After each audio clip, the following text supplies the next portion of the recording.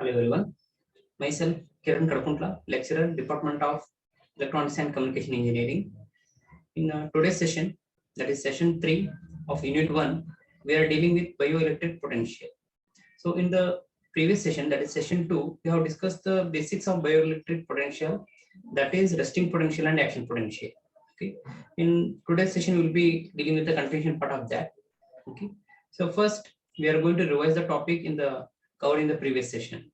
So in the session 2, we have discussed about the potential generated by the cell. That is, there are two types of potentials. That is the resting potential and the action potential. So we understood that cell will be surrounded by the fluid, and the fluid has a sodium, potassium, and chloride. Okay. So then we understood about the resting potential. Resting potential means normally when the cell in resting state, the cell membrane will have a less permeable to the sodium ions. That means it will not allow any sodium ions to enter inside. So those are blocked to move to inside. Whereas the potassium, which are also outside, they are able to enter into the cell, okay, to maintain the balance. And the potassium, which are also positively charged, they enter into the cell and try to maintain the balance, but they cannot balance it, and if the equilibrium state will reach, then the cell will be having the potential of minus 90 millivolt. Okay, that is called a resting potential. Even we call it as a polarized state. Then we have discussed about the action potential. So whenever there any stimulus is given, or when the cell is stimulated, it may be with the mechanical force or any chemical action or any other way. When the stimulus is applied, it will excite. So when it is excited, it will change its characteristics, especially the cell membrane characteristics will change, and it allows the sodium ion to enter inside. Okay. So when the sodium ion try to enter inside, it will accumulate, it will increases. The one sodium ion pushes the other, so avalanche effect takes place. That means there is a high force of sodium ions entering into the cell. Meanwhile, the potassium which are already inside the cell, they try to move outside. Okay. Then there is an imbalance, means there is a high force of sodium entering inside and the low force of potassium moving outside. Okay. Then the charge exists. The internally it will be having the positive charge, and outside the cell will be having the less charge. So we can call it as a negatively charged. In that condition, if you measure the voltage, that will be plus 20 millivolt, and we call it as a action potential. So these are the two basic potentials we have discussed in the earlier session. Now, in this session, we will be dealing with when there is a movement of the potential from one to another. It may be from resting to action, or it may be from action to resting. So how it will occur and what it will be named as, that will be covering in this session. Okay, let's begin with the today's session. So here we will be dealing with the mainly two terms, repolarization and depolarization. Okay, so first we will discuss about the repolarization. So normally, once the inward flow of sodium ions is stopped, okay, the ionic current will try to cease, and thus membrane regains its selective permeable condition. It dealing with, actually it deals with the changing the state from action potential to the resting. So we know that in the action potential, in the action state, the permeability of the membrane has changed and allowed the sodium to enter inside. Now, once the entering of sodium ions is stopped, okay, then what happened? The ionic current will try to cease, means it will try to seize the movement, and thus membrane try to regain its selective permeable condition. Okay, that means the characteristic what it has changed, that will try to regain. The mechanism known as sodium pump is responsible for transporting the sodium atoms to outside of a cell. The cell regains its normal polarized state and assumes the resting potential. So it deals with once action state is taken place, once again it is regaining its earlier position, or like a resting state we can say. What it's doing, the sodium are moving outside. It's called as a sodium pump. It is responsible for transporting the sodium ion to the outside of a cell. So which are already inside the cell due to the action or the stimulus, and now it is moving out due to the sodium pump. The cell regains its normal polarized state.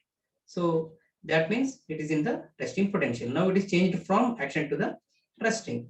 The process of re-establishing the resting potential is called as a repolarization. So we know that polarization means it's the resting state.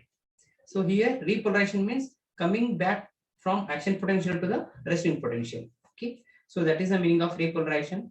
The simple trick to remember the repolarization concept is just remember RAR. R means repolarization, AR means action to resting. Okay, to remember the repolarization, you can remember like a RAR means repolarization, action to resting. Now, to understand the one more concept here, there is a depolarization. A cell is in the resting state is called polarized state, and the potential at this point is called polarized potential or resting potential. And the process of exciting the cell so as to change from resting state to action potential is called depolarization. That means it is opposite of the repolarization. In a repolarization, we understood that it was changing the state from action to resting. Now it is when it is changing from resting to action. Whenever the cell is excited, that means it is changing its status from resting to action. Okay, so that is called as a depolarization, because in the resting state we call it as a polarization.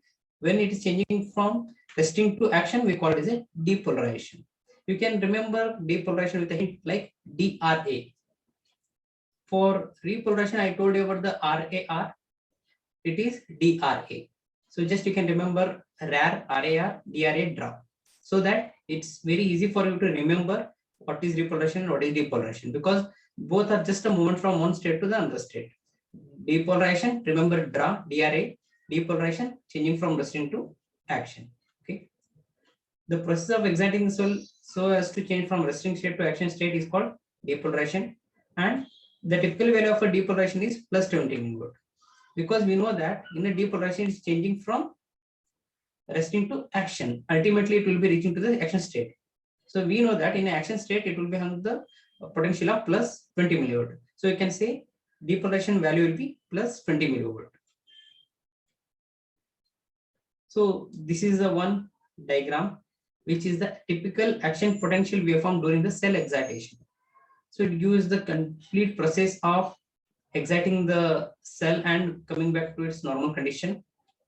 So it has so many information in this diagram, and in the view of examination also it's very important, because in the examination this diagram is asked for 10 marks. Okay, and many times much marks will be allotted for its diagram and these informations. So you must be very careful in mentioning all the points. First you should understand it thoroughly, then in the examination you should mention it properly. Okay, let's deal this diagram. So you can see we have x-axis and y-axis. So in the x-axis we have a time in millisecond. In the y-axis we have a cell potential in millivolt.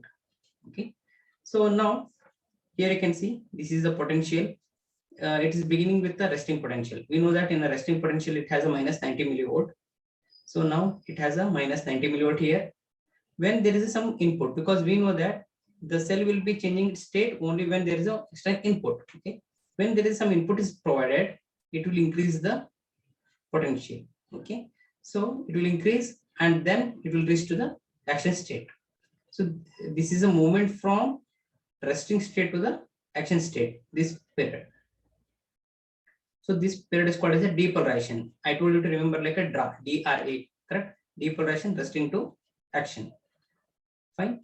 So here, once it is reached and once the due to the sodium pump action, what we have discussed earlier, it will start to regain its original condition. Then it will changes its characteristics. It will changes from action potential to the resting. That is a plus 20 millivolt to the minus 90 millivolt. This state is this moment or this transition called as a repolarization, RAR, action to resting. Okay, so this is the main waveform to understand, and along with that we have so many other information to understand. This is the time duration taken for depolarization. This is the time duration taken for the repolarization, and here it is a plus 20 millivolt for action potential, minus 90 millivolt for resting potential, and here we have a threshold, that is a minus 60 millivolt. So what is mean by threshold? Threshold means it's a minimum requirement. So whenever the input or the exciting of the cell is above this threshold, then only it will changes from resting to action. Let's say example, there is some exciting or stimuli which is not sufficient. So if it is not sufficient, then the cell will not be excited. Okay. So this threshold indicates that the stimulus must have more than this input. Okay. Then only the cell will be changing its state. So that is a minus 60 millivolt is the minimum threshold. And this is a 0 millivolt mark, or we can call it as a baseline. So here we have one more information, one more term, that's a TW. Okay. TW means minimum width of a current stimulus for action potential generation. So as I told, this is a threshold. This is a minimum width of the current stimulus. Means whenever you are giving some current stimulus, it should have the minimum width of this. That means that much duration it must exist. If the input stimulus is exist less than this time period, then it cannot make the changes from string to action. Minimum time should be given. This much time current must exist. Okay. So this is the TW. This is the baseline. Okay. So this is the complete diagram of action potential waveform during the cell excitation. It has a polarization, repolarization, and depolarization. Okay. Here you can see this is the time in millisecond. The time mentioned here 2 milliseconds, and it is not fixed. Okay. It will be changing from cell to cell because we have so many cells in the human body. All are different types. Few cells are very faster in movements. It will have a rapid changing in the states, and few cells which are slow in the actions. Okay. So we'll be dealing that, but it's just for a reference, it is mentioned here 2 milliseconds considering one particular cell. Okay. This is all about the typical action potential waveform during the cell excitation.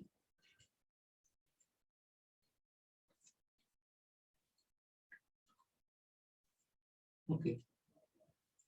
So now we are understood about that diagram. Now we are dealing with the electrical activity associated with one contraction in a muscle.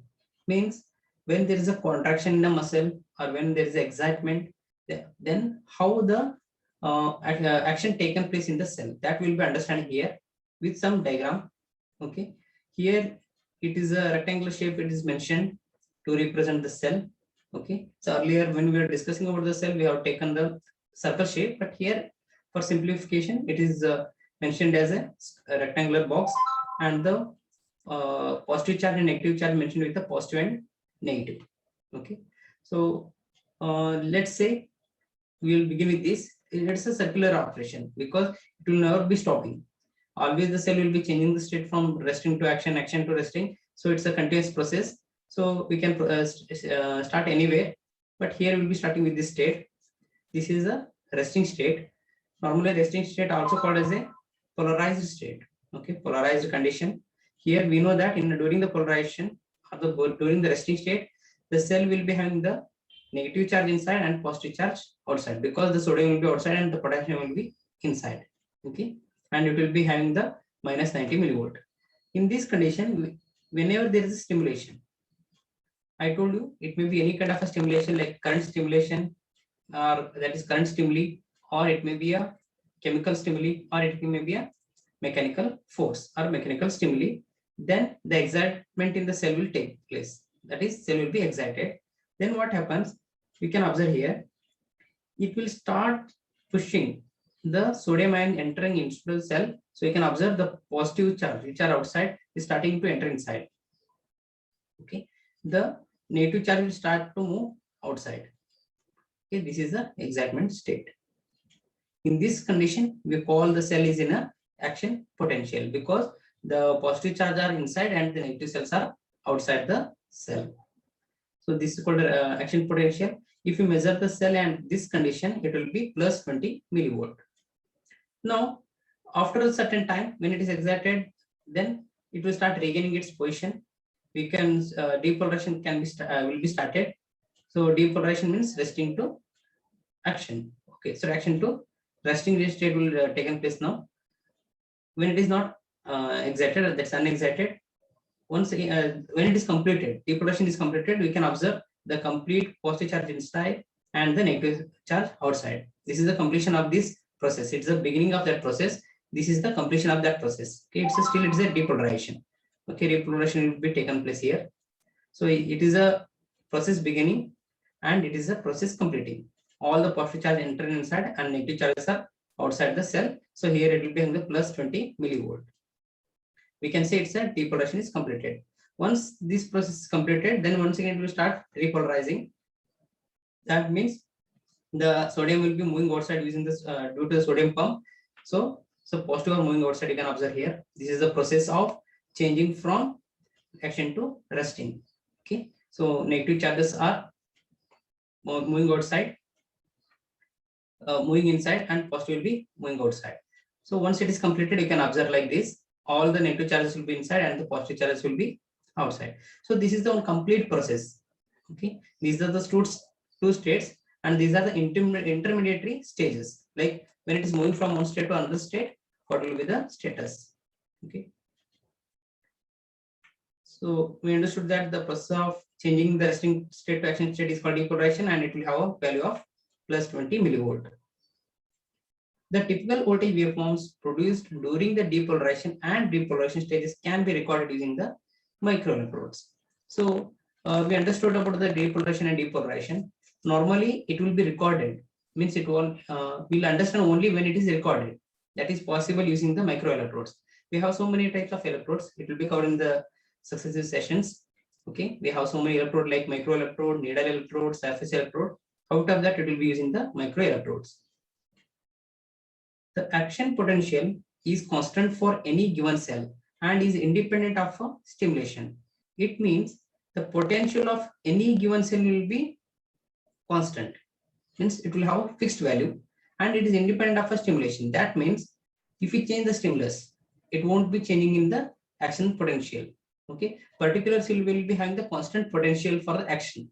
Whenever there is a stimulus, it will be reaching to that action potential value. If we increase further, it won't be changing in the action potential because those will be constant with respect to that given cell. The action potential of a cell shows finite rise and fall time. That means it has a fixed rise and fall time.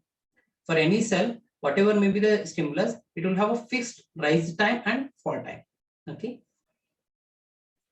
The applied stimulus must be above the stimulus threshold in order to depolarize the cell to generate the action potential. This voltage is about 60 millivolt. So even we have understood this concept with respect to the diagram. I shown you the threshold value. So if the threshold value is above that, means stimulus is above the threshold, then only the cell will change its state. That threshold is called a stimulus threshold. Okay. Normally it will be 60 millivolt. So actually it's not 60, it's about minus 60 millivolt. Okay. So once the cell is excited, it will not respond to any new stimulus for a brief period of time known as a refractory period. So it means that we know that cell is changing from action to resting, resting to action, correct? So once the cell is excited, that means it is changed from resting to action. Then it will not respond to any new stimulus for a brief period of time. That means once the stimulus is given, it is changed its state. Then it will need some time. Before that, if you apply any stimulus, it won't respond. Okay, that means it needs some period. Before that, if you apply the stimulus, it won't be responding. After that, if you apply the stimulus, it will respond to the new stimulus. That period is called as a refractory period. In nerve and muscle cells, the reproduction occurs for 1 millisecond. In heart muscle, about 150 to 300 millisecond. So I told you in the diagram, the timing will be different from the different cells. In this example, I just given the two cells for your reference. One is a nerve cell, one is a muscle cell. The reproduction. In the normally nerve and muscle cells, it will be 1 millisecond. That means very rapid. Just you can imagine, like if I want to move my hand, I can move it very faster. Okay, those muscles will be changing the state very rapidly. So you can see in a 1 millisecond, it will be changing the state. When it comes to some other muscles like heart muscle, it takes about 150 to 300 milliseconds. Because it has its fixed set of operations. Okay, and that cells will be taking this much of time to change. Okay, the bioelectric currents are due to positive and negative ion movement within a conductive fluid. The ion possesses finite mass and have limited speed. That means ion movements will be that will be in the conductive fluid. so it will have a limited speed. We cannot expect the very changes in the speed. It will have a limited in the speed. Okay, so we understood about the repolarization, depolarization. Okay, then the action potential generated during the action potential. Okay, then we have seen the movement, changing the state from action to resting, resting to action. Okay, then we have understood the few terms like stimulus threshold. Okay, minimum threshold required for the activating the cell. Then we have understood the refractory period, means the minimum time required for the cell to excite again. Okay, so these are all about the today's session. I hope you understood the topics. Thank you.